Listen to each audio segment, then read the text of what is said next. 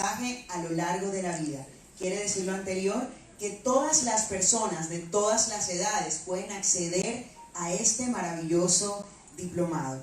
Y no siendo más, damos la bienvenida a nuestro doctor Benjamín Francisco Ramírez Forero, quien va a iniciar con su conferencia. Él es director científico del Centro Bencaf Group Colombia, es nutriólogo de la Pontificia Universidad Javeriana, tiene un máster en enfermedades crónicas de la Universidad de León en España, es doctor en bioquímica y nutrición de la Atlantic International University de Estados Unidos. Es el creador y director del reconocido método de aislamiento de los carbohidratos y ganador del premio a la excelencia médica otorgado por la Organización Internacional para la Capacitación e Investigación Médica en el año 2015. Cuenta con amplia experiencia en consulta privada, ayudando a cientos de pacientes a mejorar su salud a través de la nutrición. Recibámoslo con un fuerte aplauso.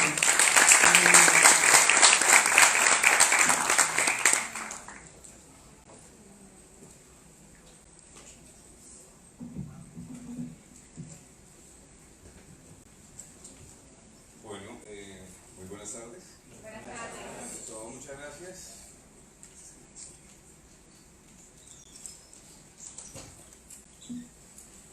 Bueno, muchas gracias por su compañía, muchas gracias por la presentación. Ante todo, espero que el tema sea de su agrado y pues básicamente lo que vamos a hablar en esta conferencia es de suplementación deportiva. Realmente es un tema bastante amplio. De hecho, tenemos la oportunidad de ampliar un poco y profundizar el día de mañana con un taller un poquito más amplio de esta temática.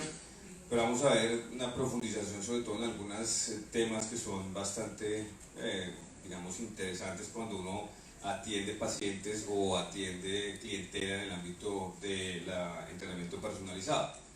Entonces, la suplementación nutricional deportiva aplicada al fitness pues es el tema que escogimos para el día de hoy, y pues la idea es que salgamos con conocimientos básicos, qué existe, qué evidencia tiene, cómo utilizarlo, cómo prescribirlo, cómo no utilizarlo, a quién no recomendarlo, y obviamente ver todas las alertas sanitarias que pueden estarse dando por el boom de empresas que se dedican a la elaboración de productos con no muy buena trazabilidad, y obviamente eso pone en riesgo la salud pública, y por eso es un tema que nos concierne pues a todos los profesionales de la salud. Para esto quiero comenzar con unos conceptos que nos van a ilustrar un poco las diferencias entre suplemento, alimento funcional y nutracéutico, porque todo eso no es lo mismo, aunque confluyen en el mismo mercado. O sea, ustedes van a una tienda donde venden suplementos y a la vez ustedes van a conseguir en esa tienda alimentos funcionales y nutracéuticos. Entonces el ejemplo que yo siempre utilizo en mis presentaciones es este. Uno cuando tiene diarrea, habitualmente la abuelita que sabe mucho de medicina interna le dice a uno que debe tomarse agua de canela para parar la diarrea. Entonces digamos que ya uno identifica por el uso de alguna sustancia la funcionalidad que tiene un alimento. Entonces la canela tiene un efecto astringente en el tracto digestivo que puede parar en este caso episodios de diarrea aguda, obviamente dependiendo de la causa de la diarrea. Entonces este alimento pues sería funcional para la diarrea porque tiene un compuesto que se llama ácido cinámico, que es el compuesto que es astringente en el tracto digestivo. Entonces estamos hablando de que el alimento funcional sería en este caso la canela, pero el nutracéutico, es decir, cuando yo voy a la tienda y compro el suplemento de canela en pastilla, lo que me están vendiendo no es canela en polvo, sino lo que me están vendiendo es ese ácido extraído, concentrado en un grado farmacéutico que no es considerado un fármaco, pero se puede utilizar para el tratamiento, en este caso, de una diarrea aguda. Entonces el concepto es distinto. Una cosa es un alimento funcional donde la necesidad de meterlo en agua, remojarlo y extraerlo no me va a garantizar la dosis respuesta, pero si yo lo compro ya titulado, es decir, con cierta dosis, puedo esperar que el efecto sea inmediato y pues tendrá un efecto, en este caso, como medicamento sin llegar a ser un medicamento. Entonces son conceptos distintos. Ahora, el concepto del suplemento nutricional es diferente, y el problema es que se ve muchas veces apalancado por esto, productos naturales. Esa palabra obviamente, como no está en ningún códex alimentario, ni está en ningún códex internacional, se puede ampliamente utilizar y se apalanca en las industrias farmacéuticas y que producen suplementos nutricionales para hablar de natural. Natural es todo. No hay cosas químicas malas, ni hay químicas buenas, ni hay química orgánica, ni hay química inorgánica. Realmente todo es química. Entonces obviamente no podemos apalancar un producto con que es que mi producto es de fuentes naturales, porque realmente todo está hecho naturalmente. Entonces ahí encontramos vitaminas y minerales que utilizan este concepto, remedios herbales. Básicamente la homeopatía es un apalancamiento de productos entre comillas saludables, diluidos en una gran cantidad, utilizando el número de Avogadro para concentrar, disminuir la expresión del fármaco, en este caso la sustancia activa. Ahí tenemos los probióticos y los prebióticos, que son considerados también naturalmente saludables, aminoácidos y ácidos grasos esenciales, grasas o lípidos. Y este concepto pues es cerrado, por eso no lo voy a usar en el transcurso de la charla, y obviamente es apalancar la ilegalidad. Es decir, cuando uno como profesional de la salud, y sobre todo si uno tiene un entrenador físico, uno tiene que ser muy cauto en el lenguaje que utiliza con su clientela. Entonces, llegar a decirle a un afiliado que es que en determinado centro de acondicionamiento físico, que es que el producto que yo le voy a dar es natural, ya básicamente está dejando ver el poco, digamos, conocimiento en la materia que tiene la persona que está prescribiendo, recomendando o recetando un producto, en este caso un suplemento nutricional. Entonces esto es básicamente importante no volverlo a usar, porque literalmente es hablar de una cosa que no tiene sentido. Ahora, los suplementos nutricionales. Los suplementos nutricionales, ¿para qué se utilizan? La nutrición, entre comillas, debería satisfacer todas las demandas de macro y micronutrientes de un ser humano en el plato de comida. El problema es que está sujeto a muchas variables. Unas variables son los gustos, otras variables son el presupuesto, y otras variables obviamente es el tipo de alimentación que yo en casa vengo desarrollando. Por ejemplo, si en mi casa no se acostumbraba a comer carne roja, probablemente yo no como carne roja y de pronto tengo alguna falencia de algún aminoácido puntual. Entonces ese aminoácido, como yo no lo estoy comprando en la carne que no estoy comiendo, pues debo buscarlo de otra fuente. Entonces probablemente es cuando me van a decir, debería usted comprar cierto suplemento que tiene cierto aminoácido que probablemente no está en su dieta y es condicionante. Entonces, en este caso, digamos, uno le podría decir a la persona, después de hacer una anamnesis alimentaria, que la anamnesis la puede hacer cualquier persona, no solamente un nutricionista, preguntarle qué come usted, y después de contarle detalladamente qué come en el transcurso del día, uno puede identificar ciertas falencias que, pues, digamos, si la persona no compra, no consume, pues hay que suplirlas mediante un vehículo. El vehículo puede ser una barra, puede ser un gel, puede ser un polvo, puede ser una tableta, puede ser una cápsula, puede ser una grajea, puede ser un vial. O sea, hay muchas formas de presentar al consumidor un suplemento dietario. Básicamente, ¿qué encontramos dentro de la industria? Proteínas, carbohidratos, lípidos y micronutrientes. Vamos a ver cada uno en profundidad. Entonces, en proteína vamos a encontrar aminoácidos, diferentes fuentes de aminoácidos, proteínas de diferentes tamaños moleculares. No es lo mismo comprar un aminoácido que comprar un péptido, no es lo mismo. Ahí viene cuando usted le dicen compre una proteína limpia, y uno le pregunta a la persona que le está recomendando qué es una proteína limpia, que la hicieron en un lugar donde no había suciedad o era séptico. No, el término limpio usualmente se viene utilizando deliberadamente para decir que la proteína no está asociada a macronutrientes como los carbohidratos, el azúcar y la grasa. Entonces es cuando el instructor le dice a uno, cómprese una proteína que usted quiere bajar su porcentaje de grasa limpia. Entonces, en ese concepto estamos hablando no de la hidrólisis de la proteína, sino que no está asociada, por ejemplo, en este caso a azúcar o a grasas en su preparación, obviamente mirando la tabla nutricional, pero no mirando los ingredientes. Los carbohidratos también pueden ser suplidos, es decir, cuando tenemos una persona que le gusta montar bicicleta y sobre todo esa temperatura, ya después de una hora pues no podría estarse hidratando solamente con agua, requeriría una suplencia de un carbohidrato simple que supliera las necesidades obviamente de un golpe de calor. Entonces obviamente ahí tenemos todos los que son glicémicos, en este caso la dextrosa, que viene en muchas presentaciones, carbohidratos no glicémicos para inducir saciedad en una persona que tiene problemas compulsivos en la parte alimenticia, y encontramos los prebióticos. En los lípidos, es decir, las grasas, encontramos ácidos grasos de diversas longitudes. Ahí encontramos el famoso CLA, encontramos el famoso ALA, encontramos todos los omegas, encontramos ácidos grasos de cadena corta derivados del agua de coco, que ahorita está tan de moda. Entonces, esos son suplencias nutricionales de lípidos. Y encontramos micronutrientes, elementos trazas, donde tenemos vitaminas, minerales, oligoelementos, sustancias biológicamente activas, y ahí están caracterizados los probióticos, que también vienen siendo utilizados con muy buena efectividad terapéutica tanto en deportistas, aficionados o pacientes que son sedentarios. Entonces, esto, un suplemento nutricional, simplemente es buscar la forma de suplir, después de una anamnesis alimentaria, una carencia que usted puede estar identificando. Usted lo puede identificar de manera clínica, es decir, el típico paciente que le dice a uno: se me está cayendo el pelo, se me están partiendo las uñas, ¿será que es falta de calcio? Entonces digamos que uno, después de la anamnesis, podría determinar si la persona realmente requiere una suplencia de calcio, porque probablemente no la consume, porque muy probablemente alguien le recomendó no tomar leche, porque probablemente la leche no sea buena si está buscando una pérdida de grasa. Entonces digamos que uno tendría que buscar un vehículo alterno para suplir ese micronutriente que estaría comprometido en la suplencia de la dieta normal, regular de la persona. Entonces, si se fijan, son conceptos distintos. Aquí vamos a encontrar sustancias mezcladas, blends, no mezcladas, individualizadas, o podemos encontrar un suplemento que tenga todo esto, que es multivitamínico completo, ¿sí? Y es importante entenderlo porque así como usted ya después identifica de qué está hecho el producto, ya lo puede titular y lo puede prescribir de una forma asertiva. Entonces vamos a hablar de cada uno de ellos. ¿Cuáles son los objetivos que uno como profesional de la salud debería tener a la hora de prescribir un suplemento? Entonces, obviamente la mayor parte de las personas piden un suplemento por un cambio en la composición corporal. Entonces el típico paciente que llega con un porcentaje de grasa alto y le dice: mándeme un quemador de grasa, mándeme algo que me queme la grasa porque quiero quemar grasa.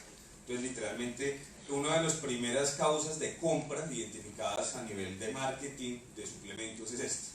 La mayor parte de la gente que asiste a tiendas nutricionales va buscando son quemadores de grasa. En segunda instancia, la persona va buscando una ayuda ergogénica, es decir, algo que lo ayude a mejorar los tiempos, a que no se sienta tan fatigado. Por ejemplo, es el típico que se levanta temprano por la mañana, coge su bicicleta y hace 3 horas, ¿sí? Entonces dice: no, es que yo necesito un preentreno porque es que yo a la hora ya siento que estoy fatigado. Entonces es una ayuda ergogénica la que está pidiendo. Entonces, en primera instancia, la persona va buscando un cambio en la composición corporal, y lo que más se vende. El segundo son las ayudas ergogénicas. Ya después de ahí para abajo, los motivantes de compra son estos: prevención de lesiones deportivas, la gente que compra glucosamina, condroitin sulfato, tratamiento para alguna condición asociada a la salud del deportista. Es decir, no podemos desconocer como profesionales de la salud, y no podemos decir, si somos entrenadores, que todos los pacientes que atendemos son sanos. No falta la persona que va, pide un personalizado y se acuerda después de la tercera clase que es hipertenso. Ah, sí, se me olvidó decirle, profesor, que es que yo tomo los sartán, metoprolol y amlodipino. No le dijeron a uno eso en la entrevista inicial, y uno intentando mandarle un quemador de grasa con efedrina. Probablemente va a ser un error craso y una iatrogenia. Entonces es importante esto, de entender el estado de salud de la persona, no hablando de la carencia o la ausencia de la enfermedad aguda, sino que tiene como background médico. Por alguna tendencia alimentaria. Entonces, por ejemplo, ahorita está de moda asistir a las tiendas a decir: es que yo me volví vegano, o me volví algún tipo de alimentación modificada donde no consumo animales. Entonces esto es una de las cosas que también motiva la compra de suplementos. Estos son, digamos, motivantes de compras, sobre todo de la industria más fuerte, que es la norteamericana, la que más produce suplementos nutricionales. Ahora, vamos a ver un caso clínico, porque a mí me gusta siempre traer, digamos, casos clínicos. Esto es una somatocarta de un paciente atendido en consulta con una máquina que se llama InBody, que es un impedanciómetro de alta sensibilidad y especificidad. Esto lo trae a colación porque es un hombre de la edad donde usualmente comienzan a preocuparse por su composición corporal, sea por ausencia de masa o por exceso de grasa.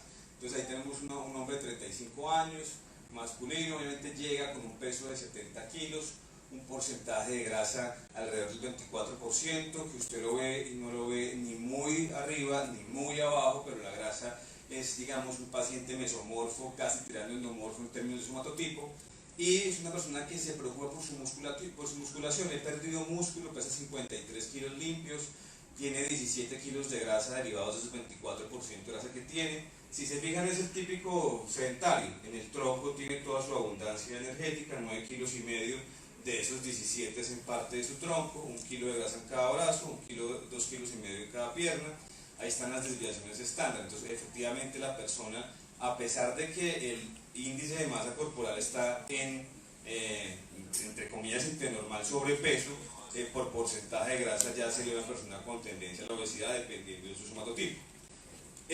Después de una intervención no muy larga de 4 meses podemos ver cómo cambia el somatotipo. Miren, este mismo sujeto llega con menos carga, 66 kilos, y tenemos una disminución bastante sustancial. Esto no solamente dieta, ni solamente fue el aislamiento de carbohidratos, ni mucho menos. Esto es trabajo interdisciplinario transversal, es decir, este paciente se sometió obviamente a un cambio de alimentación, suplementación, complementación y actividad física, indudablemente, para disminuir un porcentaje de 24 a 14% en 4 meses. Fíjense la disminución de la grasa segmentaria, cómo pierde la grasa del tronco de 9 kilos a 4 kilos 600. Realmente yo no utilizo cambios fotográficos en el antes y el después porque no me parece la manera más respetuosa de utilizar el data, pero esto a nivel investigativo es bueno porque estamos viendo un cambio en un somatotipo en un relativamente corto tiempo. Obviamente de aquí se pueden desprender muchas cosas. Obviamente esta persona preguntó por todo, preguntó por un quemador, preguntó por el mejor entrenador, preguntó por la mejor proteína, por el mejor suplemento de aminoácidos. Entonces obviamente esta persona tiene una necesidad que quiere solventar, que es un cambio en la composición corporal y quiere invertir en suplementación nutricional.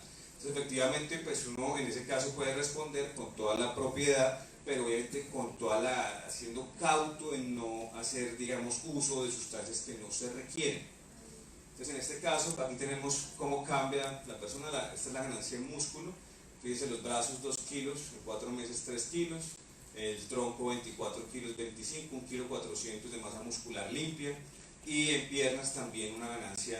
La mayoría de los hombres casi no les gusta hacer pierna, a este afortunadamente le cambió el chip, entonces ya vemos una ganancia de masa muscular en pierna.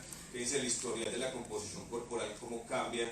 Esta gráfica es la que uno debería ver usualmente en el cambio del somatotipo. Miren, el somatotipo de la persona está dado por 2 variables: el porcentaje de grasa y el índice de masa corporal. Tenemos una persona ligeramente obesa y en 4 meses tenemos una figura musculosa.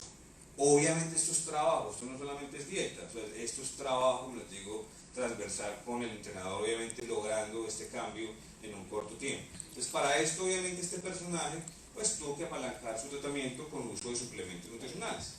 Entonces, para suplementar a un paciente, usted como profesional de la salud o como entrenador deportivo debe manejar un decálogo. Un decálogo es una cosa que usted le va a evitar problemas a usted y le va a evitar problemas a su usuario, porque eso lo va a prevenir de que el paciente termine consultando un servicio de urgencias porque es que me mandaron un quemador de grasa y llegué con una taquicardia supraventricular y me tuvieron que internar, entonces mi instructor es malo porque me formuló algo que me hizo daño, o mi nutricionista, en este caso el médico del deporte.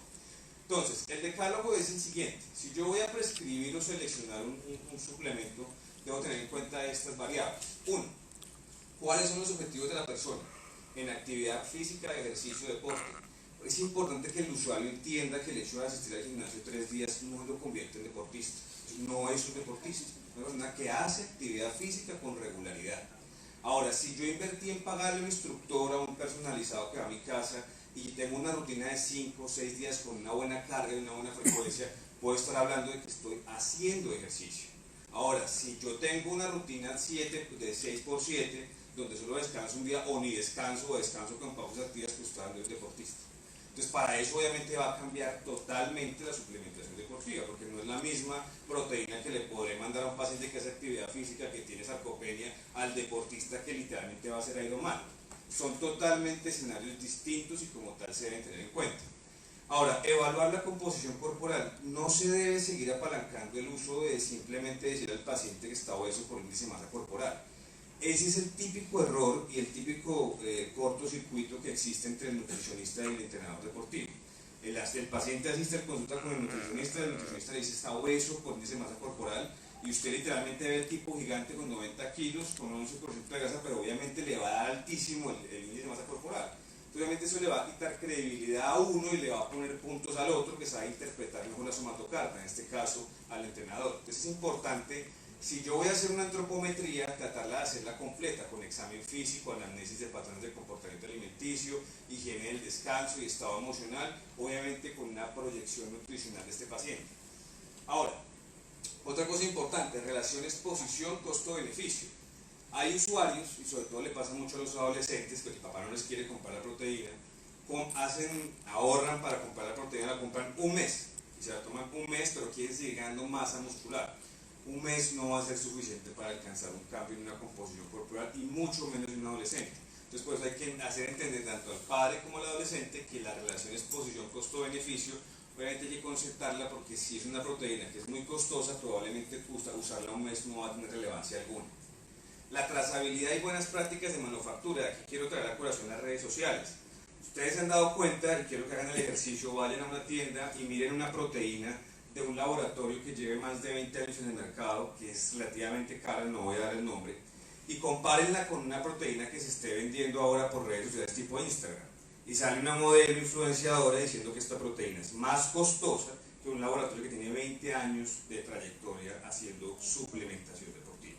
Entonces, obviamente, la trazabilidad, yo debo evaluar de dónde viene el producto. ¿Lo están maquilando? ¿No lo están maquilando? ¿Cuáles son sus ingredientes? ¿Dónde provienen los ingredientes? ¿Cuál es la cadena de custodia de ese producto? Pero es increíble que ustedes vean que una proteína de un influenciador social termine siendo más cara que una proteína de un laboratorio con todas las normas de manufactura. Entonces, es una cosa que uno debe evaluar con mucha lupa. Ahora, la interacción es importante entenderla, la interacción con alimentos, con fármacos y, de ser posible, con la nutrigenómica del individuo. Es decir, si el paciente está tomando medicamentos, yo debo ser muy cauto. Por ejemplo, pasa mucho en consulta, llega un paciente anticoagulado por un primer evento cardiovascular, ¿sí? Dice, es un paciente con cateterismo, donde le ponen un stent, y llega el paciente, es que me siento delgado, me siento exhausto, mándeme un suplemento vitamínico. Resulta que el paciente tiene anticoagulación con warfarina y le mandan un suplemento con vitamina K. Eso es un error fatal para un paciente de esos, porque obviamente estoy haciendo perder el accionar del anticoagulante, suplementándolo con una vitamina que no necesita, porque está comprometido obviamente su hemostasia y sobre todo su coagulación. Entonces, obviamente, para prescribir un suplemento hay que conocer la historia vivencial del paciente para tener cuidado en la utilización del mismo. Este es un ejemplo que pasa mucho, aunque no lo crean. Y ahora, si usted tiene el acceso a decirle al paciente que se haga una prueba epigenética o nutrigenómica, es decir, si yo tengo la posibilidad de que el paciente se haga una prueba de tamizaje genético y puedo conocer su margen oxidativo, es decir, puedo generar estrategias de suplementación más asertivas. Si yo tengo un paciente que me llega con un estudio genético donde dice que el paciente, sus mitocondrias tienen bases nitrogenadas que no oxidan suficientes lípidos en estrés oxidativo, es decir, en ejercicio, pues obviamente yo no le puedo mandar un quemador de grasa que no tenga efedrina, pseudoefedrina, porque precisamente la vía metabólica está comprometida. Entonces, si el paciente sigue tomando un quemador de grasa que no va acorde a su nutrigenómica, pues literalmente va a gastar la plata. Y es el típico paciente que compra suplementos y no le responde, pero ve al amigo que sí le responde. ¿Por qué al amigo le responde y al otro no? La nutrigenómica es totalmente diferente de un paciente a otro. Entonces, si yo tengo la posibilidad de mandar ese examen y conocer la nutrigenómica, puedo suplementarlo de manera más asertiva y más proactiva. Ahora, esto es importante a la hora de seleccionar un suplemento. Esto hay que mirarlo con lupa. Todo esto. ¿Qué debo mirar yo? Serving size, es decir, es increíble que ustedes vean y sigan comprando, por ejemplo, un tarro de proteína que dice que tiene 50 gramos de proteína en 50 gramos de cuchara. Eso es imposible. De ahí uno se da cuenta que el suplemento está mal rotulado, está mal etiquetado, y que probablemente fue uno de los que utilizó el canal rápido del INVIMA para que le dieran el registro, pero no pasó por un grupo técnico, porque es increíble que uno crea que le van a vender 50 gramos de proteína en 50 gramos de cuchara. Nunca va a encontrar una proteína en relación 1 a 1. Y uno ya sabría de entrada que ese producto está mal etiquetado y que lo que está ahí realmente no es cierto. El serving size obviamente te sirve para saber eso. Ahora, la cantidad, pues por ejemplo, muchas veces pasa, ¿no? Hay 50 miligramos en 50 gramos de proteína, es decir, 5 gramos. Entonces, obviamente, si yo no veo esto con lupa, probablemente seleccione un suplemento que no me va a servir. Imagínense, 5 gramos de proteína en 50 gramos de cuchara son 45 gramos de polvo, de relleno, y está pagando por eso. Entonces, eso hay que evaluarlo con lupa. Ahora, cuando yo miro, digamos, el porcentaje del valor diario, todos los laboratorios le van a poner una crucecita, todos le van a poner una crucecita. El valor diario no está establecido. ¿Por qué? Porque las RDAs o las DRIs, que son los esquemas de suplementación, están hechos para personas sedentarias, no para personas con actividad física. Entonces, obviamente, el laboratorio no está obligado a poner cuánto es el valor o el porcentaje diario consumido en esa población. La lista de ingredientes es sumamente importante. Para mí esto es lo más clave. Uno, por ejemplo, ve tarros de proteína. Dice naturalmente hidrolizado. ¿Cómo podría ser posible una hidrólisis natural? Si no ha pasado por un estómago, por una batería enzimática. Y uno la compra porque uno dice, bueno, si es naturalmente hidrolizado, pues ya debe venirse en forma de aminoácidos libres. Es decir, pues debe ser mejor que otra proteína que dice 100% hidrolizado, vale lo mismo. No, naturalmente hidrolizado no puede ser posible. Eso no pasa. Pasa en un estómago, pasa en un sistema digestivo, pasa en un sistema de laboratorio. Por eso es más costosa una proteína hidrolizada que una no hidrolizada. Entonces eso es importante entenderlo. Información adicional que puede dar la casa farmacéutica. Cómo se usa, cómo no se usa, con qué no usarlo. El principal, el display obviamente es esto, la información que tiene acá de qué es el principio activo. Y esto que son las health claims, que muchas veces, por eso es que ha venido cambiando los tarros a medida que usted, por ejemplo, si usted compró proteína hace 10 años, usted se da cuenta que le decían muchas cosas.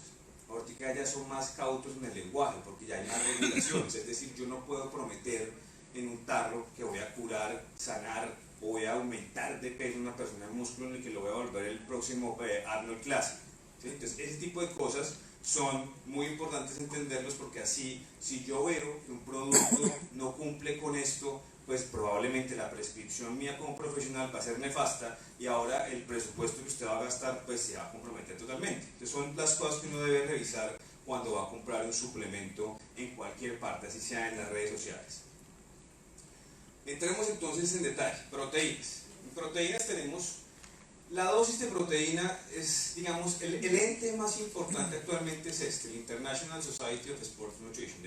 Es el ente más serio en este momento. De hecho viene a Colombia, Medellín en octubre, y dicta capacitaciones a profesionales de la salud en suplementación, es decir, 2 días en que usted aprende literalmente esto, que es un tema extenso.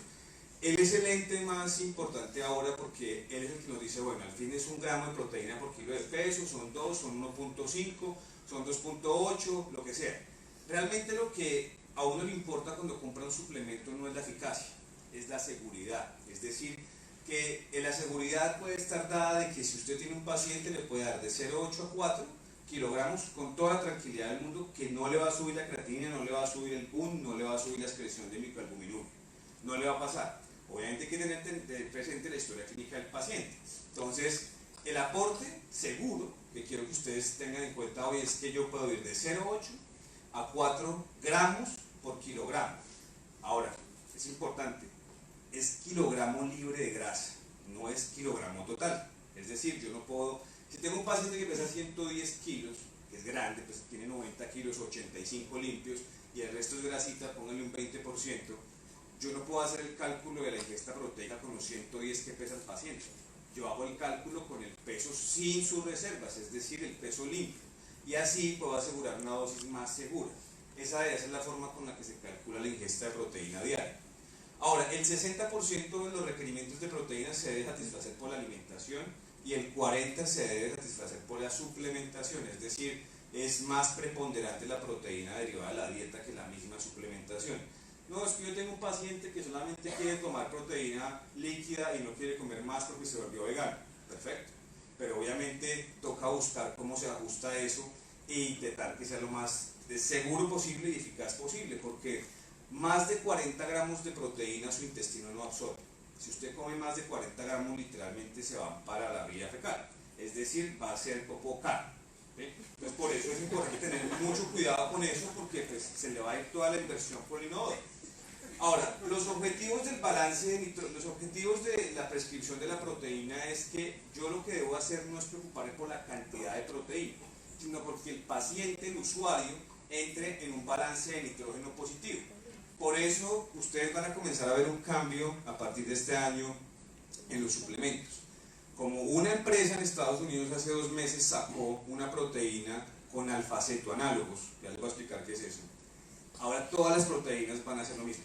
Entonces van a comenzar a ver proteína 100%, como dicen popularmente, isolatada, hidrolizada, con adición de alfa-cetoanálogos.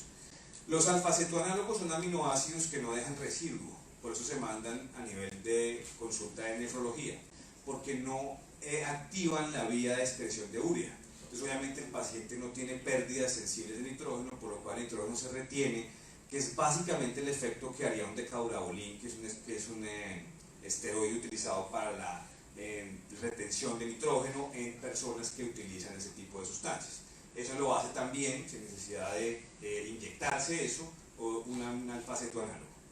Ahora, es más relevante el timing que el exceso en el consumo, es decir, uno ve, por ejemplo, habitualmente un fisicoculturista que termina de hacer una rutina en el gimnasio y sale y se sienta, entonces son 5 huevos, un pedazo de carne, una atún.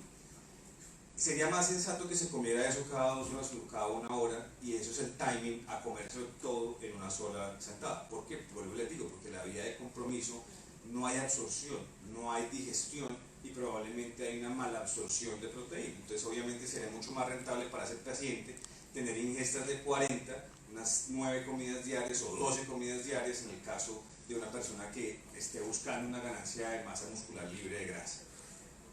De aquí viene este estudio, este caso que pusimos. Entonces, por ejemplo, aquí tenemos otro hombre de 88 kilos con un peso libre de grasa de 54. Entonces el cálculo se hace con 54. Entonces el paciente, digamos, a este sujeto se le va a dar 1.8, porque el señor no hace mucho ejercicio, simplemente va 3 veces al gimnasio. Entonces digamos que el margen de seguridad que yo utilizaría sería 1.8 por 55, el peso libre de grasa me daría 100, es decir, el paciente debe comer 100 gramos de proteína al día, puede ser dividido en 6 comidas. Ahora, 60 gramos deben provenir de su dieta, ojalá proteínas de alto valor biológico. A mí, y es una cosa que yo discrepo mucho con mis colegas nutricionistas, uno no debe hacer cálculos de dietas de pacientes con Excel ni con tablas de composición de alimentos, porque se cometen errores de interpretación, es decir, usted comienza a sumar los gramos de proteína derivados del arroz, de la papa, de la yuca, de las frutas, y son 0.1, 0.2, 0.3, pero cuando usted termina de hacer todo el análisis, le sale una cantidad de proteína derivada de fuentes que no son de alto valor biológico, por lo cual eso es un cálculo matemático, pero no es un cálculo fisiológico. Una cosa es lo que pasa en la fórmula de Excel y otra cosa es lo que pasa en el interior del cuerpo humano. Entonces, por eso hacer cálculos de dietas de macros o contar macros realmente es inoficioso, innecesario e inoportuno. Es más fácil hablar de proteínas de alto valor biológico, es decir, no contar esos aportes proteicos derivados de esos tipos de alimentos. 40 gramos deben provenir del suplemento de proteínas según el decálogo de prescripción, como ya lo hablamos. Entonces vamos a ver aquí una recomendación del Colegio Americano del Deporte. Esto es lo que yo como entrenador o como nutricionista, como médico del deporte debo saber si voy a mandarle un suplemento de proteína. ¿Consume una adecuada cantidad de energía? Esa es una de las preguntas que debo primero hacer al paciente. ¿Cuánta proteína consume en el día? ¿Cómo puedo hacer el cálculo de dónde lo saco? Lo que les está en la tabla de Excel. Digamos que si hay alguna discrepancia entre usarla, aumentarle la ingesta de la dieta o dársela en forma de proteína de suplemento, y qué tipo, si ese tipo de proteína que voy a seleccionar puede ser peligroso para mi salud. Después de cumplir estas preguntas, ahora sí paso a la decisión. La decisión entonces, ¿cuál es? ¿Cuál es la proteína que le voy a suplementar? ¿Qué tipo de proteína? Whey, caseína, soya. Entonces ahorita hay muchas fuentes. Ahorita ustedes están en el boom, por ejemplo, que en la época cuando yo comencé, digamos, a levantar pesas no había. O sea, proteína de arveja uno se imaginaba, proteína de arroz menos, se imaginaba uno esa vaina. Uno tenía siempre el whey o tenía la caseína y si acaso la soya, que era la más barata. Ahora, ¿de dónde va a obtener, digamos, de esas proteínas si están asociadas con otras cosas, con vitaminas, minerales, endulzantes artificiales, lactosa? Y obviamente si debo evaluar la decisión, digamos, de mandarle o no un suplemento de proteína. Después de que usted utilice esto, para que esté más seguro de lo que va a hacer y su consulta sea más asertiva o su recomendación como entrenador, pues ya puedo pasar a hacer esto. Listo. 40 gramos de proteína de alto valor biológico. Entonces, suplementación de 40 gramos, perfecto. ¿Qué proteína voy a comprar? Limpia, proteína lenta, rápida, eso es lo que usted escucha en el gimnasio. hidrolizada, isolatada, ¿sí? O la más de moda de la red social de esta niña, o la más cara. Entonces, ¿qué vamos a hacer con esta persona? Hay que definir conceptos. ¿Qué es una proteína limpia? Una proteína limpia en el argot del gimnasio es una proteína que no está asociada a carbohidratos, no tiene azúcar, no tiene grasa, es 100% proteína, no necesariamente hidrolizada, ¿sí? Ahora, ¿qué es una proteína hidrolizada? Una proteína hidrolizada es una proteína que se sometió a un proceso de hidrólisis químico, ¿sí? Es decir, se separaron los enlaces y lo que usted está comprando es un polvo lleno de aminoácidos, máximo tiene tripéptidos. Es decir, eso va a entrar de una al torrente sanguíneo. O sea, yo me tomo la proteína hidrolizada y póngale 2 minutos ya esos aminoácidos, cadenas ya están entrando al torrente sanguíneo porque no necesitan de un tracto digestivo funcional. Eso ya viene listo para entrar a la sangre. Cuando hablamos de isolatada estamos hablando de que la proteína es de una sola fuente. Es decir, en el tarro que yo estoy comprando o es 100% whey, o es 100% albúmina de huevo, o es 100% soya, o es 100% caseína. Pero obviamente para las casas farmacéuticas es más barato hacer blends y ellos no están en la obligación de decirle a usted como consumidor cuánto utilizan porcentaje. Algunos lo hacen, otros no. Entonces le dicen a usted, sí, yo utilizo 90% de soya y 10% de whey. Ahí usted ya se da cuenta como consumidor la calidad del producto que va a comprar. Entonces, si va a comprar un blend que es soya y le vale 200.000 pesos y son 3 libras, pues muy probablemente no es una muy buena fuente de proteína. Entonces, obviamente esa es la diferencia. Cuando yo compro uno isolatado es totalmente distinto a hidrolizado. Y eso es una de las cosas que debe tener en cuenta usted como consumidor cuando va a comprar un suplemento de proteína. Los mejores son los 100% hidrolizados. Ahora, hay una moda en las casas farmacéuticas, es que le venden a usted la proteína y no la venden hidrolizada, sino le ponen naturalmente hidrolizada. Le dejan la proteína en el suero y le ponen enzimas en forma de zimógenos. Yo sé que ustedes, algunos de acá son médicos, un zimógeno es una enzima no activa, es decir, es una enzima que está en forma, digamos, letárgica, y que cuando yo la pongo en contacto con un álcali o la pongo en contacto con un ácido se activa. Ahí es cuando comienza la hidrólisis. Pero ¿quién le asegura a usted que en su estómago se va a hidrolizar el 100%? Nadie. Entonces obviamente, probablemente, eso de naturalmente hidrolizado es simplemente agregar enzimas digestivas al compuesto, lo cual pues simplemente hace más caro el producto pero no más atractivo. Y esto que es lo más nefasto, la gente compra lastimosamente lo que está de moda, no lo que realmente debería consumir. Por eso es que ustedes en redes sociales se han dado cuenta y ya salieron varios alertas del INVIMA, están comprando esta fitness en cantidades alarmantes, más que por ejemplo una que lleva mucho tiempo, que es la que todo el mundo conoce, que es la famosa 100. Ahora, los aminoácidos derivados de las proteínas, usted va a encontrar varios, no esenciales, condicionales o esenciales. ¿Qué debe buscar uno como consumidor en las proteínas o en los aminoácidos? Que estén los famosos aminoácidos de cadena ramificada.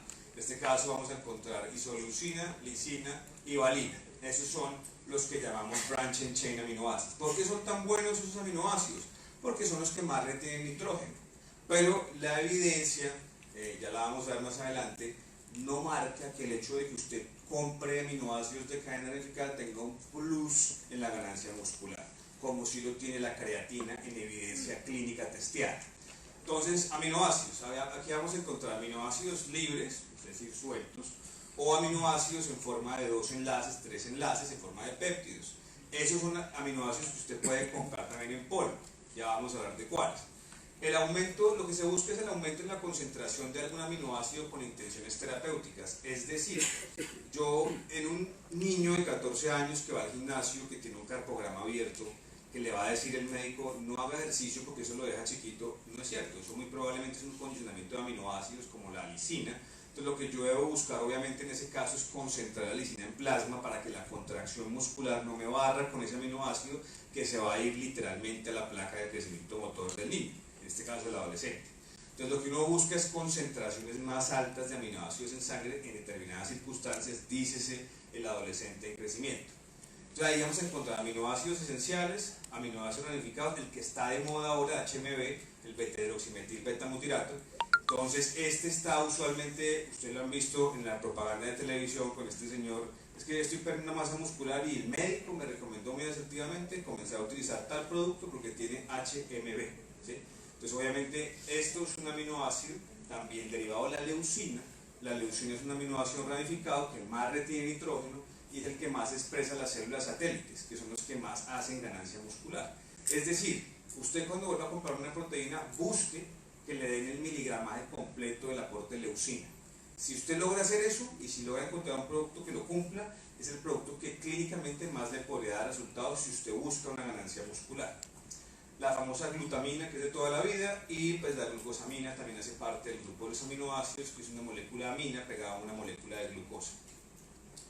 Aquí, esta es una buena referencia, o sea, la referencia que yo utilizo para hacer estas presentaciones es el doctor Asker. Él es un deportista y obviamente es un fisiólogo del ejercicio, es un nutriólogo bioquímico y deportista, tiene un background excelente. Y él tiene una página que se llama Sport Science y él tiene este tipo de cosas de la evidencia. Miren la evidencia del BCAA en la última revisión de la European Food Safety and Authority. Los aminoácidos ramificados no disminuyen, o sea, no aumentan la reparación muscular, no aumentan el crecimiento muscular, no hacen nada de esto. O sea, aquí se le dice, la causa del efecto está relacionada con el individuo, pero no está establecida. Es decir, que la evidencia actual del uso de aminoácidos no supera el hecho de suplementar proteína. Es decir, que si el paciente no tiene dinero para comprar aminoácidos ramificados de proteína, la mejor opción sería la proteína, porque esto no le va a dar un valor agregado. De hecho, algunas proteínas ya les aumentan la concentración a esos aminoácidos dentro del mismo tarro. La creatina. Entonces la creatina es un aminoácido. La creatina es un aminoácido que pues, un adulto promedio siempre lo puede formar. Más o menos la concentración es de 120 a 160 gramos en el tejido muscular. Aquí está el metabolismo de la creatina a nivel bioquímico. ¿De dónde sale la creatina? De un ácido que se llama ácido guanidinoacético, que después de haber sido, digamos, metilado, la arginina y la glicina forman la creatina. Y eso hace que se incremente esa concentración en el músculo esquelético, sobre todo la gente que hace actividad física de contracciones fuertes por encima del 60 RM. Entonces obviamente por eso es que uno ve mayores ganancias en una persona que hace pesas a la que no lo hace con creatina, porque retiene mucha agua en la fibra muscular y la reparación muscular se va a dar por esto, por este ácido. Se excreta vía urinaria en forma de creatinina. Entonces por eso muchas veces ustedes reciben, estoy seguro que aquí hay algún deportólogo o médico internista, recibe un paciente que hace ejercicio con paraclínicos del lunes y la creatinina está en 1,4 y uno se pone en el techo y dice, este señor está haciendo una insuficiencia renal, y no lo está haciendo, simplemente es algo normal del estrés oxidativo que tiene una persona cuando hace ejercicio. Es normal que si yo como entrenador personalizado le dicen a uno, es que me salió la creatinina alta, y uno dice, no, me va a decir que 3, no, me salió en 1,4, con un boom de 20 es normal, es consecuente con el ejercicio. Hay mayor excreción de sustancias nitrógenadas cuando el paciente hace ejercicio. Así vaya y haga 2 sesiones de curl de bíceps, al otro día la creatinina está alta y es algo normal. ¿Listo? Entonces, el hecho de dar creatina no va a incrementar la creatinina, es decir, no le tengan miedo a usarla si tienen deportistas o tienen sujetos que la quieren consumir, porque eso no va a ser una deficiencia o una insuficiencia renal. Aquí está la parte metabólica de la creatina. Según el American College of Sport Medicine, la creatina lo que hace es un aumento del agua, incrementa el peso por 2 variables. O le incrementa el agua, que es el paciente que se queja, que dice que retiene líquido, y obviamente hace una cosa que es aumentar la expresión génica de células satélites, aumenta las cadenas de proteína pesadas, las miosinas, y aumenta unos factores de reparación muscular, que está en esto que ya es más viejo, del 2000, que es un compendio del uso de la creatina, que muchas veces uno no lee o no se lo ha leído y todavía le tiene miedo a la creatina como suplemento nutricional. Anticatabólicos. Entonces aquí son los aminoácidos que hacen que la persona literalmente ahorre más nitrógeno. Eso es un anticatabólico, ahorrar más nitrógeno. Los alfa-ceto y el ácido alfa-ceto-isacapróico es uno de los que más se está utilizando y es el que más se está metiendo en los preentrenos. El HMB famoso es un metabolito derivado de la leucina. Lo que tiene esto es que aumenta un regulador de la membrana celular, que es el mTOR, que hace que las células satélites reparen más después de la injuria tisular. La glutamina es considerada un anticatabólico, es un postbiótico. lo que hace este posbiótico, que es mejorar en el intestino delgado y grueso la absortividad y el transporte de transmembranal. Es decir, el cambio de sustratos de un lado al otro, del intestino a la sangre, se mejora con la suplencia de la glutamina. Por eso la glutamina se usa en ámbito clínico. Cuando un paciente está crítico, está en cuidado intensivo, a un paciente se le hace suplementación de glutamina enteral o parenteral, buscando que se disminuya la translocación bacteriana. Si eso pasa en un paciente crítico en cuidado intensivo, hagan el mismo ejercicio en un paciente que hace ejercicio y hace 3 horas de bicicleta. La glutamina es esencial y sobre todo por eso los geles hidratantes y las sales de hidratación dura, la mayoría ahorita vienen con glutamina, por ese efecto posbiótico. El famoso óxido nítrico, que es el derivado de la arginina alfa-cetoglutarato. ¿Qué hace el óxido nítrico? Ustedes lo van a escuchar en el ámbito clínico, ¿no? El instructor personalizado está con su paciente, sientes el pump iron, sientes que fluye el oxígeno, digo, sí, se siente algo, ¿sí? Uno no sabe qué siente, pero siente alguna vaina. Es simplemente que la arginina es un vasodilatador, y obviamente cuando una persona está entrenando con un preentreno, muchas veces los usuarios que más sienten eso son los poco entrenados. Usted, después de un tiempo de haberse entrenado, toma un preentreno y usted ya no siente nada, porque ya el efecto ya no es el mismo, porque esta arginina casi no se capta en la dieta humana. Entonces, cuando usted se la suplementa en una dosis de 5 gramos en un preentreno, ese es el efecto que tiene la persona que quiere entrenar, quiere levantar todas las pesas, quiere hacer 8000 sentadillas. Ese es el efecto que tiene la arginina, que es un efecto ergogénico, literalmente. Aquí está, vuelvo a la referencia, los invito a que consulten la página, este doctor es excelente. Aquí está por qué el músculo crece. O sea, la única forma de que un paciente agarre masa muscular es que usted exprese mTOR. Si usted no expresa mTOR, no hay crecimiento muscular. Eso ya tiene más evidencia grado 1 de medicina basada en la evidencia que cualquier otra cosa.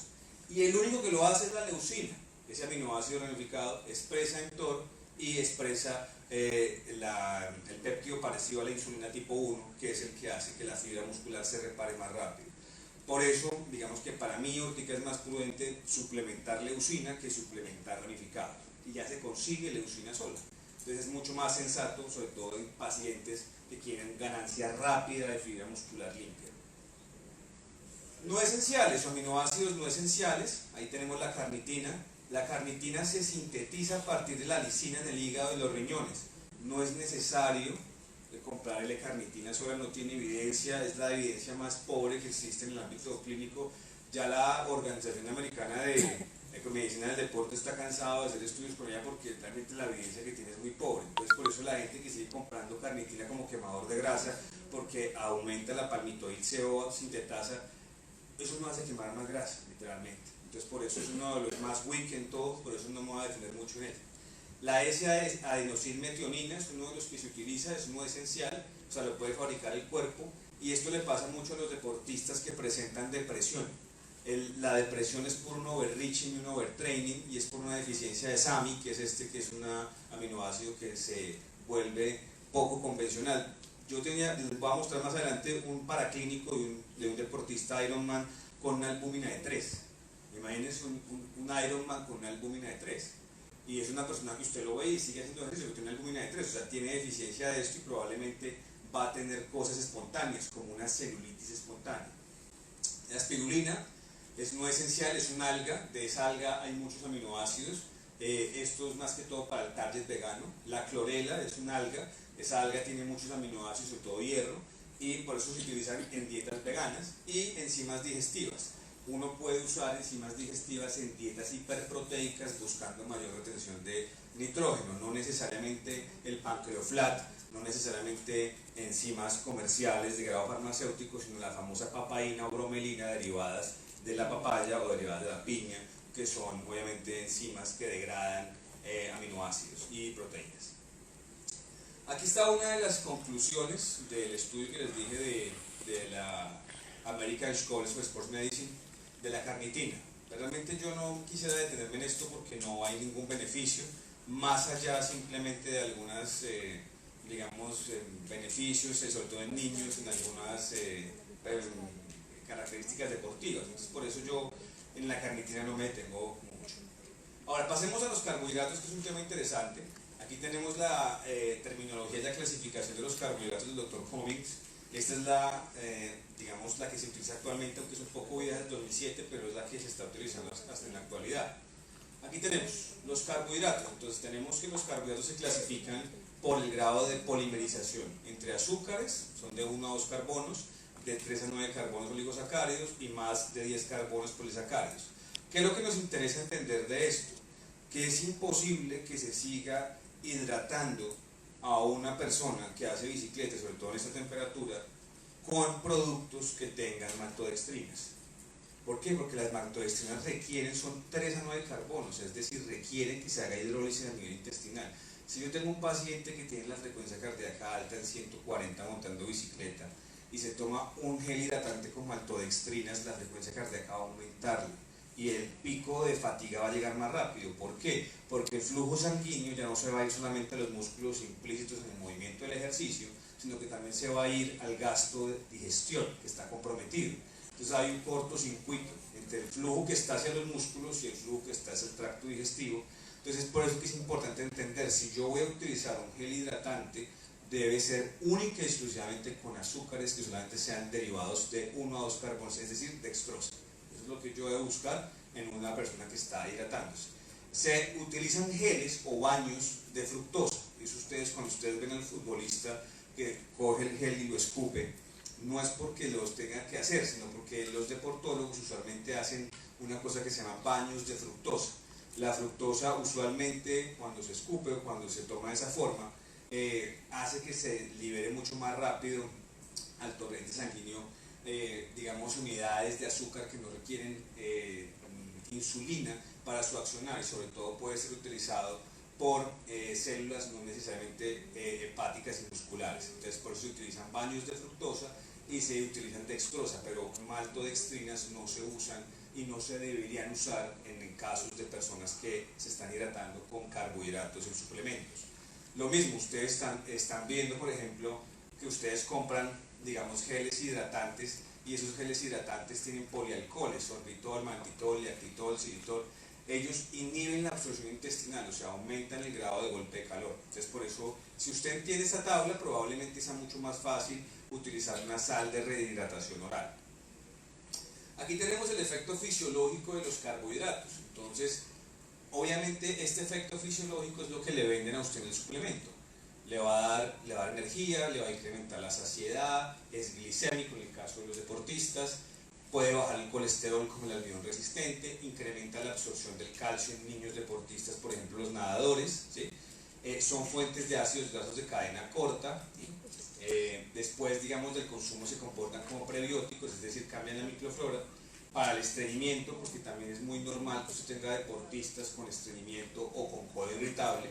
Entonces digamos que la clasificación de los carbohidratos le va a dar a usted la opción de elegirlos dependiendo de la suplementación que usted le va a dar al paciente. Es decir, si usted tiene un paciente que tiene sobrepeso con un porcentaje de grasa alto y no le quiere quitar todos los carbohidratos, pues se puede apalancar de almidones resistentes. Por ejemplo, el arroz frío. ¿Sí? El arroz, cuando está en un choque térmico entre calor y frío, se comporta como un almidón resistente, es decir, que incrementa la saciedad y hace que la persona pueda comer más volumen sin que tenga un efecto insulínico marcado. Entonces es importante porque el almidón resistente ya lo venden, y de hecho ustedes han visto que ya venden galletas o productos elaborados con este tipo de carbohidratos. Ahora, vamos a pasar a los micronutrientes. Ya pasamos por los aminoácidos, por las proteínas, ya pasamos entonces a los que son micronutrientes. Aquí tenemos los que aumentan el gasto energético, es decir, los famosos quemadores de grasa. Aquí tenemos los alcaloides derivados de la efedrina.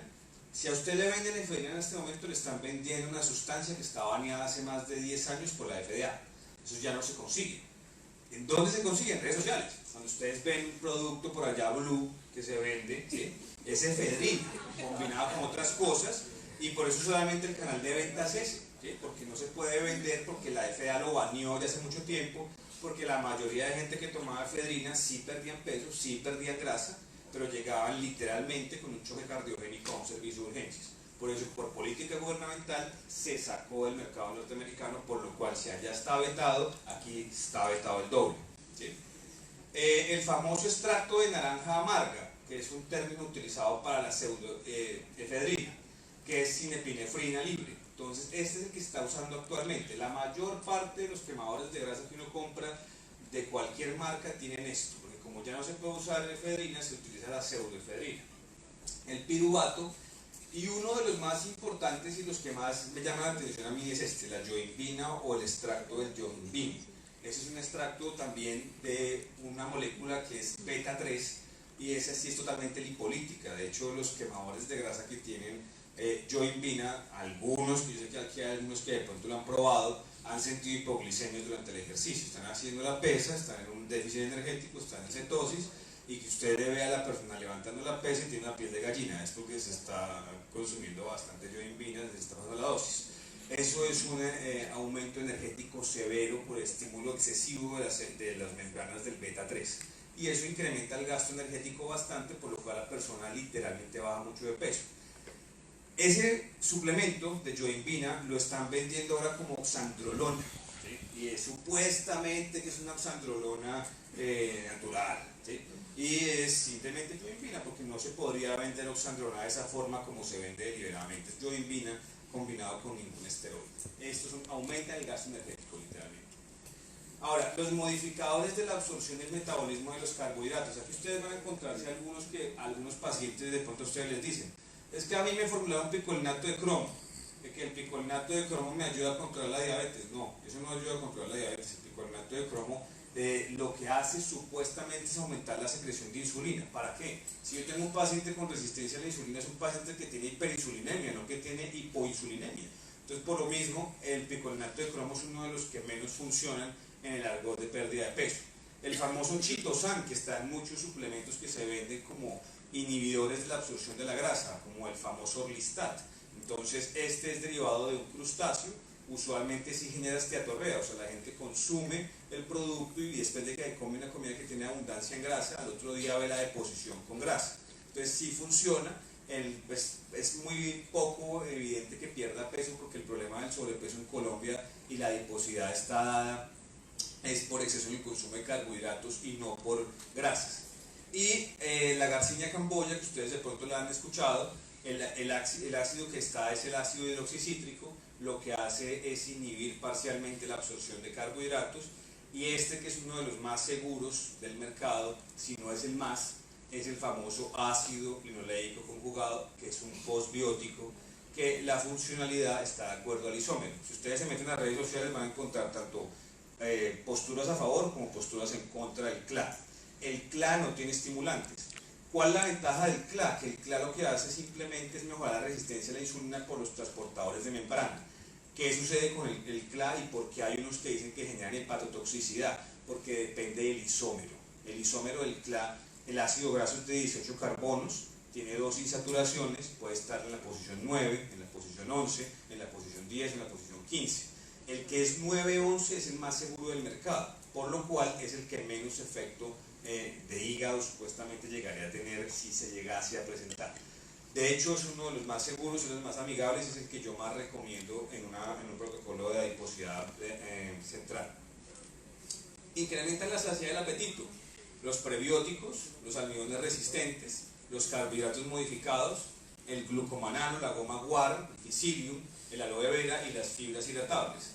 ¿Por qué estos aumentan la saciedad? Muy sencillo, porque son plásticos. Cuando usted hidrata una molécula de glucomanano, se forma una pelota literalmente de plástico. Entonces, obviamente, cuando usted compra glucomanano y lo consume, usualmente hace que el paciente inhiba la sensación de fagia, porque pues, ya tiene parcialmente el estómago lleno de una fibra, que son los mejores para las partes de estreñimiento. Entonces, estos usualmente se utilizan o se venden en los productos que le dicen control appetite, que son derivados de fibras. Son seguros, no están baneados y, digamos, eficaces probablemente sean si usted lo acompaña con una buena dieta y con una buena prescripción de la carga del ejercicio, pero si uno tiene una alimentación muy bizarra, probablemente esto no va a servir. Ahora, las sustancias biológicamente activas son estas. Por ejemplo, les voy a poner un ejemplo del resveratrol. El vino tinto tiene resveratrol, es un alimento funcional, pero el nutracéutico es el resveratrol que se extrae de esa polifenol que es derivado del vino tinto. Entonces, si yo consumo vino tinto en mi dieta, la microbiota, es decir, los microorganismos, se comen ese sustrato, mejoran su expresión génica, excretan unos metabolitos, que son estos, que son postbióticos, hacen efectos de señalización de membrana celular y generan otra cadena de aumento del metabolismo. Entonces, los más, digamos, recomendados en el momento, si se dan cuenta, son ácidos grasos de cadena corta, por eso está tan de moda el agua de coco, el GABA, serotonina, el trimetilamina de óxido y el famoso CLA. Entonces, estas son sustancias que yo puedo consumir en la dieta y formar a partir de la microbiota. Entonces, yo con el uso de probióticos puedo formar suplementos con sustancias biológicamente activas, como sería en este caso el CLA, que, como les digo, por dos cascadas de señalización mejoran la expresión del GLUT4, que es el que me haría, digamos, una reversión parcial de la resistencia a la insulina. Ahora pasemos a los lípidos, que son más cortos. Ahí tenemos ácidos grasos libres de diferentes estados, postbióticos como el CLA, que es una grasa, MST, que son ácidos grasos de cadena media, jugos biliares secundarios, vitaminas liposolubles en estado aerosoluble. Es decir, si ustedes tienen un paciente probablemente que no tiene vesícula biliar o que lo acaban de operar de vesícula biliar, la absorción de las vitaminas liposolubles está comprometida, porque la vesícula es la que ayuda a que se multipliquen las grasas donde están presentes las vitaminas liposolubles. Por eso es que a ustedes les venden usualmente la vitamina, digamos en este caso el ácido retinoico, en forma hidrosoluble, es decir, que no se va a absorber en presencia de grasas, sino en presencia de agua. Entonces ese es el diferencial entre las lipo en forma hidro, fosfolípidos y emulsificantes, la famosa lecitina de soya. No, es que el instructor me mandó de pronto lecitina de soya que para el colesterol. La lecitina de soya tiene algunos efectos emulsificantes que secuestran o mejoran la absortividad de algunos ácidos grasos que forman colesterol o lipoproteínas de las mismas transportadoras de colesterol. Entonces, en este no hay mucho que hablar, porque realmente en lípidos la suplementación es muy corta, no hay muchos. Ahora, vamos a la práctica. Ya hablamos de casi todo lo que tenemos que hablar de suplementación. Ahora hablemos de la práctica médica y nutricional. 1. ¿Qué debo hacer yo entonces en práctica? Determinar subjetivamente y objetivamente la necesidad del esquema de suplementación que sea oportuno y sostenible. Como les decía al inicio, si yo mando un suplemento y lo va a mandar simplemente por unos meses y el paciente lo requiere por lo menos por más de 6 meses, pues debo evaluar obviamente eso, si lo voy a hacer a nivel de la dieta o a nivel del esquema de suplementación. Verificar la trazabilidad del fabricante, como les estaba colocando el ejemplo. Yo sé que es un ejemplo grotesco, pero hay que hacerlo, porque si uno no lo hace, no educa a la gente. No se puede seguir apalancando ese tipo de negocios en redes sociales, porque es increíble que se sigan vendiendo esos productos de esa manera y a ese precio. Eso inclusive es una cosa que afecta al consumidor, porque es un producto que realmente no cumple con los estándares. Titular la dosificación según el estado médico del paciente o nutricional del paciente. No todos los suplementos, uno no debe... El error más grave que uno puede cometer es decirle al visitador médico que le diga la dosis a uno como profesional. 2, tampoco uno puede ir y coger el tarro y decir yo voy a mandar lo que me está recomendando el tarro, no, porque si usted está teniendo un paciente, el paciente tiene unos requerimientos totalmente distintos a los que usted le está dando como una recomendación de uso. Entonces hay que titularlo según el paciente.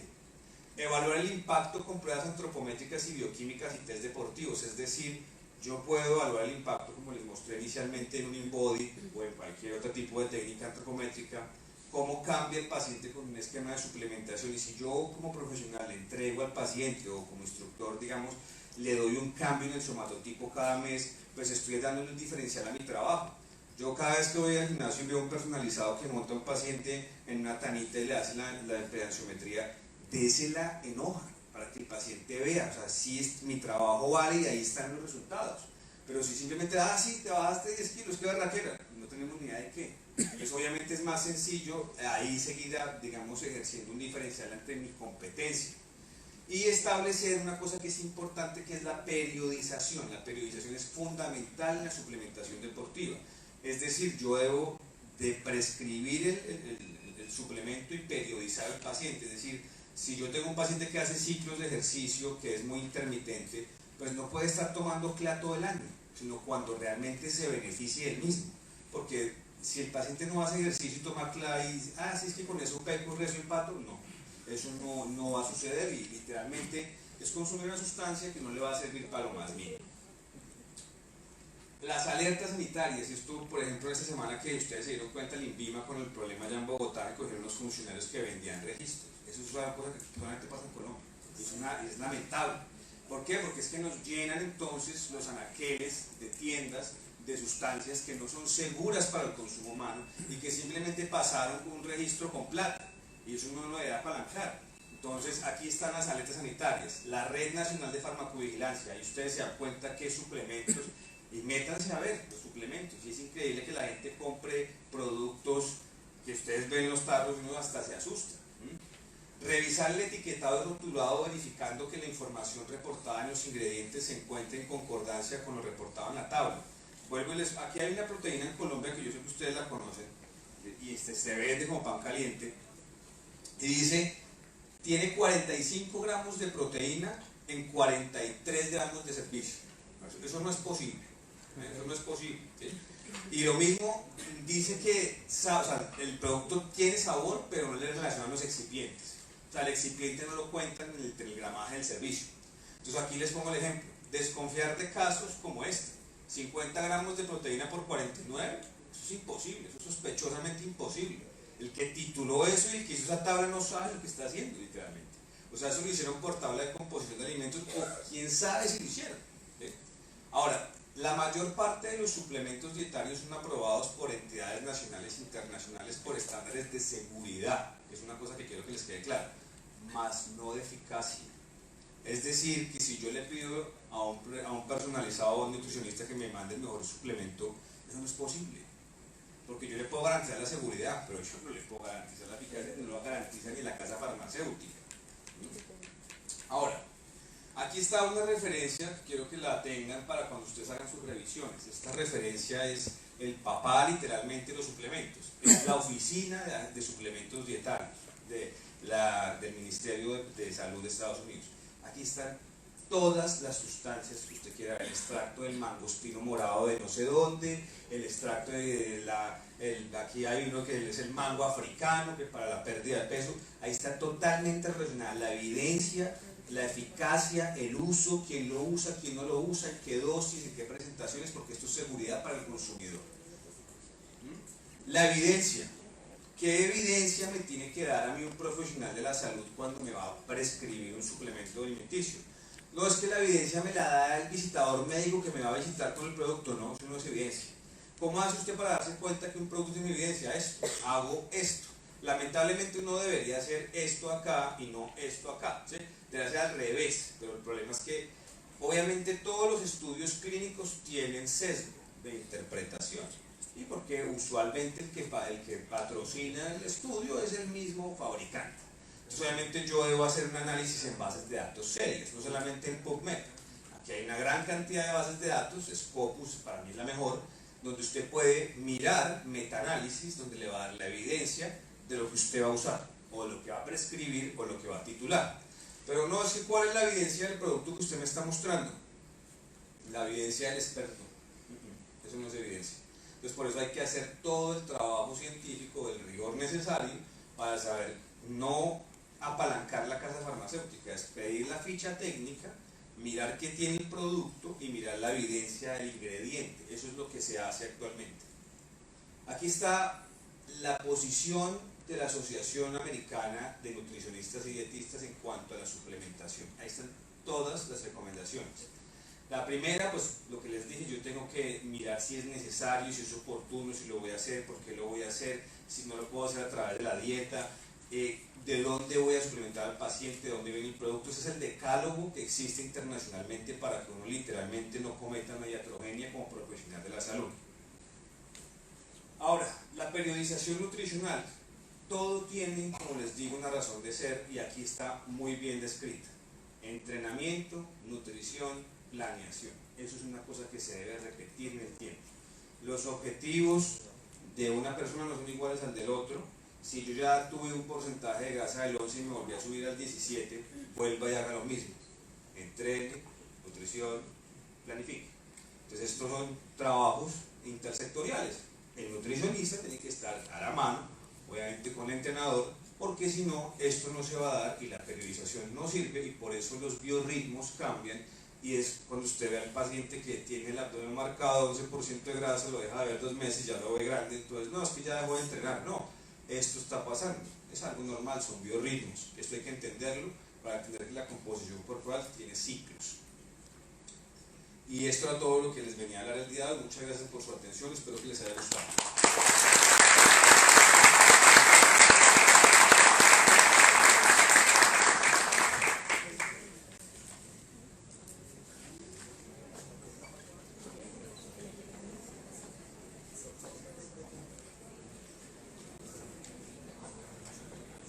Y pues ya los cupos están, solo quedan 20 cupos a las personas que ahí afuera puedan inscribirse.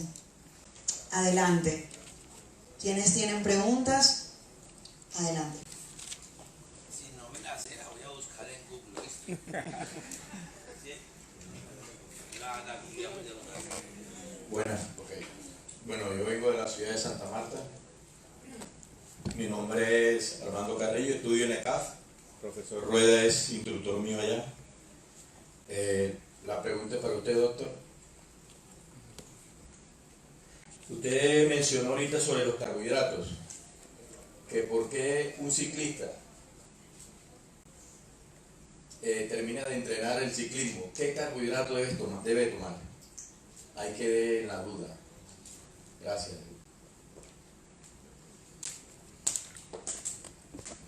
Bueno, la verdad es que es importante primero hacer lo que estábamos dando ahorita de entender la necesidad del cliente, ¿no? O sea, no todos los que hacen ciclismo lo hacen por ir a competir a la Vuelta de Francia, ¿sí? O sea, la gente lo hace porque se ha convertido como la estrategia más efectiva para la pérdida de peso. Por ejemplo, en Bogotá es muy común que la gente compre una bicicleta de 20 millones de pesos, nunca ha montado bicicleta, no tiene ni idea de la técnica, la compra y sale a montar a patios.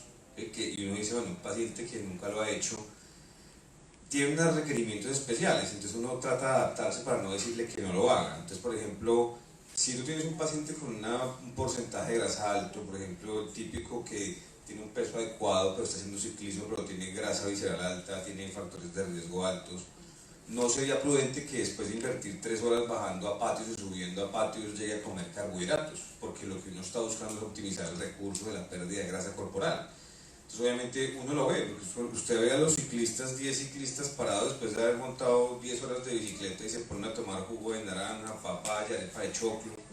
Y dice, hombre, pues de pronto algunos sí, porque ya uno tiene el biotipo y lo está haciendo por mejorar tiempos o lo está haciendo porque va a ir a competir alguna cosa que manda que de pronto tenga una carga de carbohidratos glicémicos después del ejercicio. Pero si usted tiene un paciente que tiene sobrepeso, ¿sí?, y que quiere buscar, digamos, una pérdida de grasa, pues no podría uno soltarle después de 3 horas de ejercicio una carga de carbohidratos como esa. Entonces, para responder la pregunta, pues toca ponerlo en contexto. Lo ideal sería que la persona consumiera un carbohidrato complejo después de terminar el ejercicio si es un paciente normal que solamente quiere perder grasa corporal, es decir, que la persona puede llegar a comerse, por ejemplo, una arepa después de hacer ese ejercicio, con una mixtura de proteína y algo de producto de grasa, o sea que estuvieran los 3 macros presentes en el plato, porque eso es más un recovery, eso es como una estrategia de recuperar, ingresar aminoácidos al plasma y carbohidratos de manera lenta con una respuesta a la insulina controlada. Pero el problema es que si tú tienes una persona que ya, por ejemplo, es una persona de alto nivel, pues literalmente las reservas de glucógeno están totalmente acabadas en un Ironman, en una persona que es maratonista, entonces en ellos sí vale la pena llegar a comer, por ejemplo, uvas pasas, arequipe, leche deslactosada, cosas que lleguen muy rápido a la sangre, porque lo que necesitamos es que esos músculos hagan una reserva de glucógeno, una reserva de creatina, cosa que el día que se vaya a la competencia, esas reservas estén, digamos, todavía disponibles, cosa que eso le dé un margen de competición que le mejore el tiempo. Pero no es lo mismo, o sea, por eso uno no puede estandarizar la respuesta, uno no podría decir, no, todo ciclista que haya hecho 3 horas de apatios tiene que llegar a comer azúcar, no. Eso depende de los objetivos del paciente, y como te digo, es más el paciente que lo hace por diversión y por ocio, y que lo hace por acompañar a los amigos, que el que lo hace realmente porque va a competir. Entonces para eso toca utilizar diferentes estrategias terapéuticas. Perfecto, muy amable. Tenemos una pregunta. Adelante, aquí atrás, ya te pasamos. Adelante. Aquí, Pepe. Yo tengo una pregunta para ti, Doc. Si hay una persona que tiene una patología a nivel de azúcar, llamémoslo una diabetes, esta persona quiere entrenar, resulta de que se hace su glucometría y está alta, no está más de 400, pero sí está más de 200. Tú recomiendas que esta persona haga ejercicio, y si hace ejercicio después que termina de entrenar, ¿qué le recomendarías comer o dejar que el azúcar siga bajando, si es que baja o qué?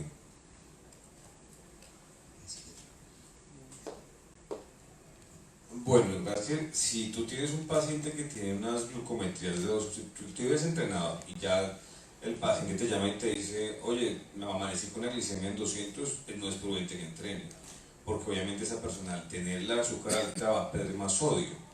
Entonces ahí tiene un riesgo tremendo, y más en una temperatura de esta, yo lo voy a sacar a hacer entrenamiento funcional al rayo del sol. El problema no solamente es que se le siga subiendo de pronto la glucosa por una gluconeogénesis sostenida en la actividad física, sino que va a presentar una hiponatremia, y realmente uno, cuando ve a un paciente de esos, digamos, teniendo un choque, digamos, por hiperosmolaridad, uno muchas veces no sabe qué hacer, mete el azúcar en la boca, que así llámenla a él para que no le cojan. Entonces, obviamente, para mí sería responsable atender a un paciente con una glucometría por encima de 200, porque eso ya no es trabajo del entrenador, eso es trabajo del médico. El médico tiene que garantizar que los medicamentos están bien suministrados, pues a que cuando yo los reciba, yo los ponga a entrenar, y yo no soy responsable de su glucometría. Si están 200, no entrene. Ahora, si el paciente tiene unas glucometrías, digamos, de 140 en ayunas, 110, es un paciente que prácticamente puede entrenar, no hay ningún problema. Lo que pasa es que ahí tienes que establecer la carga. Ahora, ¿cuál es el error más común? Que el médico le dice, no, usted tiene diabetes, no sé qué, le va a mandar metformina y glibenclamida. ¿Cuándo me tengo que tomar? No, tómaselo cuando quiera. Ahí está el error, porque entonces le llega un paciente con la papa caliente. Entonces el paciente se levanta, toma la glucometría, tengo un 200, me tomo la glibenclamida, me tomo la metformina y me voy a entrenar. Entonces que el instructor me hizo el protocolo de sacarme, y entonces se me fue para el piso. O sea, esa es la responsabilidad del uso de los fármacos, la titulación de los mismos y cómo se convergen en situaciones como de entrenamiento. Entonces, por ejemplo, en un paciente diabético bien compensado, el postentrenamiento debe tener un carbohidrato complejo 1. Pero es que el problema es que uno, digamos, ve al paciente salir y llega al restaurante o a la cafetería del gimnasio y usted lo ve comiendo y se manda 4 carbohidratos. Entonces pide café con leche deslactosada, el pan integral de 7 gramos y la papaya. Y dice, hombre, lo acaba de entrenar 1 hora, le acaba de hacer el protocolo que está aquí patentado de sacarle... Y aparte llega y se me come después de este entrenamiento 4 o 5 fuentes de carbohidratos. O sea, ahora, si el objetivo era estético, ahí quedó perdido un mes. Ahora, si el objetivo era el mantenimiento de la glucosa, lo mismo. Entonces, por eso el trabajo de converger entre interdisciplinaridad, o sea, tanto tú como el que prescribe el ejercicio, como uno que le prescribe la alimentación, de la mano con el esquema farmacológico. Porque la verdad, yo si fuera entrenador, yo no me haría responsable de un paciente con una glucometría de 200, está descompensado, eso es trabajo del médico, eso no es trabajo mío. El paciente debe llegar normoglicémico al ejercicio. Y cuando yo lo termine de entrenar, debería estar normoglicémico, porque el mismo cuerpo se va a adaptar por gluconeogénesis, es decir, que nunca te va a llegar a 70 en un entrenamiento. ¿Cómo censas tú una hipoglicemia en el ejercicio? El paciente tiene la piel de gallina y no a temperatura de estas. ¿Cómo lo censas? Está temblando, está sudando frío y el paciente no coordina. O sea, tú le pones a hacer una sentadilla y el paciente no coordina por más de que tenga la técnica desarrollada. Entonces, si yo veo eso, ¿qué haría en ese caso? Tener un glucómetro. O tener un glucómetro que me mida cuerpos cetónicos. Si el paciente tiene alguna de esas dos condiciones, yo le digo, mira, sabes que ven mañana cuando estés compensada, pero yo no asumiría el riesgo de que pasara algún evento adverso, y más si no estoy de pronto en un sitio donde hay una forma de reanimarlo o de mandar a un servicio de urgencias. Muchas gracias, doctor. Tenemos otra pregunta, que era el chico que está acá arriba. Bueno, mi nombre es Ronald Castro, soy licenciado de Cultura Física, entrenador personalizado de OIT. Tengo una pregunta para usted en cuanto a la creatina. Usted dice que cualquier persona puede consumirla. En mi caso particular, yo tengo un solo riñón, hidronefrosis, me operaron hace 26 años. ¿Es prudente consumir creatina en mi caso? Funciona bien el riñón que tiene. Que funciona bien el riñón que tiene. Sí, lo que pasa es que ahí hay que, o sea, tentativamente el riñón que ya no estaba, pues el otro va a asumir la función. No, el comentario no era que todo el mundo puede tomar creatina, sino que uno muchas veces ve que los médicos le dicen al paciente no tome tal cosa porque eso, o sea, no es una ecuación de que si yo tomo creatina voy a excretar más creatina, eso no es una ecuación así de simple. Lo que pasa es que a muchos de las personas que hacemos ejercicio, muchas veces tenemos falsos positivos en los laboratorios. Por ejemplo, lo que tú tienes un paciente que comió asado el fin de semana, fue entrenó en el protocolo y el lunes el médico le dijo hágase sus exámenes de laboratorio. Muy probablemente le va a salir la creatina alta y muy alto, pero no es porque tenga una patología ni la esté desarrollando, es algo normal, probablemente porque la dieta fue más proteica el fin de semana y porque la carga de trabajo fue más alta. Entonces obviamente yo estoy viendo es un falso positivo en el examen. Yo debo tratar de que el examen se le prescriba, por lo menos el miércoles pediría por lo menos 3 días de descanso en reposo, cosa que los exámenes que yo lea sean en normalidad, no post ejercicio. Entonces digamos en un paciente como tú que solo tiene un riñón, no es que no se pueda usar la creatina, hay que titularla mejor. Ahora, ¿para qué la vas a usar? Entonces si yo quiero tener más masa muscular, ¿sí?, y tengo un solo riñón, pues tengo que ser más cauto, es decir, que la suplencia de aminoácidos no podría ser por proteínas, sino que literalmente debe ser por alfa-cetonálogos. Y obviamente tendría que ir de la mano mensualmente con un protocolo de ver tus paraclínicos, cosa que puedas ir ganando masa a través de que vas cuidando la función de ese riñón. El hecho de que solo tengas un riñón no quiere decir que vaya a fallar más rápido. Lo que pasa es que hay que ser más cauto en los mecanismos excretorios. Y los mecanismos excretorios son más dependientes de inflamación que por excesos de proteína. Muchas veces la creatina en pacientes se sube no por excesos de creatina ni aminoácidos de la dieta, sino porque el paciente tiene una dieta paupérrima en carbohidratos. Entonces es el paciente que te come arroz, arvejas, zanahoria, toma jugo. Y es que se me sube la creatina, literalmente está inflamado, ni hiperglicemia todos los días, ni hiperinsulinemia todos los días. Pues eso hace más una presencia de un riesgo en tu caso que el mismo exceso en proteína. Entonces la verdad, pues yo no te diría que la uses libremente, sino que se titule, obviamente de una manera responsable.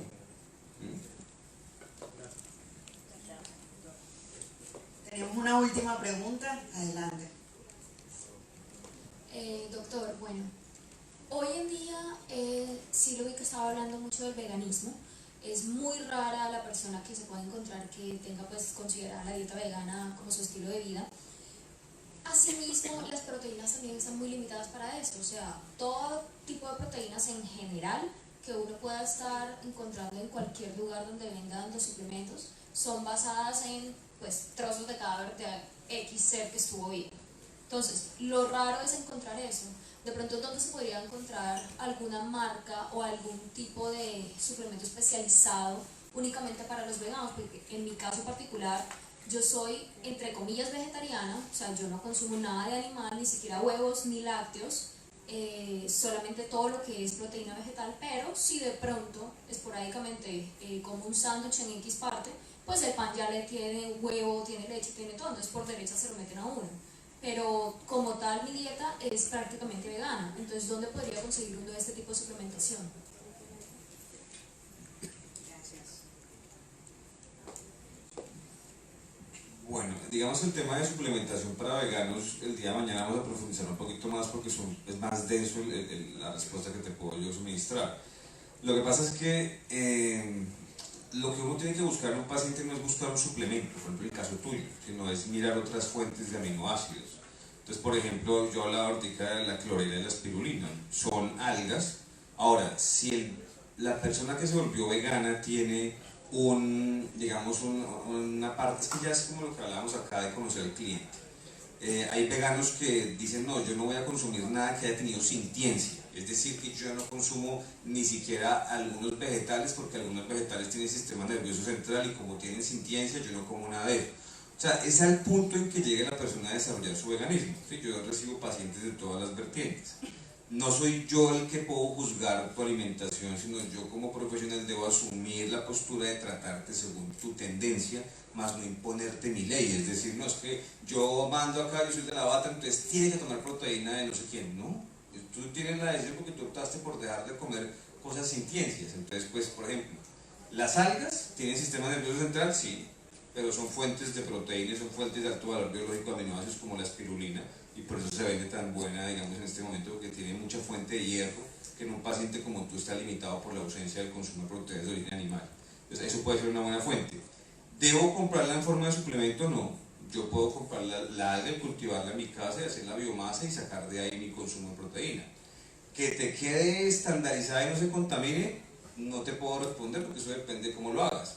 Pero la mayoría de los suplementos que se están vendiendo ahora veganos tienen una dificultad, y es que la mayoría son hechos a base obviamente de sustancias que sacarle la proteína es muy difícil. Por ejemplo, proteína de arroz, o sea, el arroz casi no tiene ni 0.1 de proteína. Ahora, si yo como industrial saco el arroz y le saco la proteína, los aminoácidos, tengo que hidrolizar la proteína. Es decir, que yo ahí tengo las de perder si yo estoy haciendo una comparación entre una proteína como la whey y la vegana. ¿Por qué? Porque es que la que yo estoy sacando del vegetal ya está hidrolizada, eso es un aminoácido. Entonces cuando la persona vegana le dice, no, es que la proteína vegana es mejor porque es que yo no como nada que ha tenido sintiencia, no como nada animal, no como ningún cadáver, pues sí, pero de entrada ya lleva uno de perder porque la proteína que tú estás consumiendo ya está hidrolizada. Entonces es mucho mejor que la que compras de whey, y ya son aminoácidos. Entonces yo la verdad no soy partidario de que una persona vegana compre suplementos por comprarlos. Es buscar alternativas por otras fuentes. Entonces las algas son una muy buena fuente. Las leguminosas son buenas fuentes de aminoácidos, sí, frijol, lentejas, garbanzos, soya, quinoa, todos tienen aminoácidos, pero algunas son limitadas en su consumo. Ahora la biodisponibilidad es difícil, es decir, si yo me como un plato de frijoles que tiene 33 gramos de proteína, ¿cuántos de esos 33 que yo me estoy comiendo pasan al plasma? 12. Y de esos 12, ¿cuántos son aminoácidos de alto valor biológico? 3. Y voy a comer una vez al día frijol. Y quiero musculación. Por eso, para un paciente que quiere hacer musculación y es vegano, es mucho más difícil porque la periodización toca hacerla que no con 6 comidas, sino con 12. Porque obviamente puede que te vendan un producto con un gramaje de proteína, pero eso no quiere decir que el gramaje que está ahí reportado es el que te va a circular en el torrente sanguíneo. Entonces yo comenzaría contando en la primera instancia, buscando algas como fuente de aminoácido.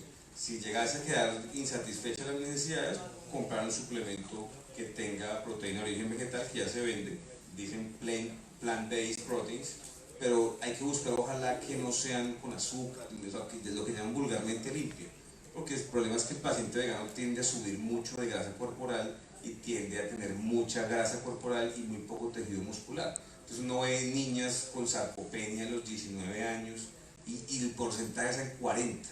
Eso uno dice, no, eso a largo plazo es una bomba de tiempo. Sí, doctor, pero es que yo no como animales. Chévere, pero es que la placa terramatosa no tiene diferencia de si es animal o vegetal. La placa se forma. Entonces hay que verlo en el contexto. ¿Vale? Gracias, doctor. Agradecemos a la Universidad del Norte, a Adwell, al Centro de Educación Continua y a todos los presentes por su asistencia. Y les recordamos que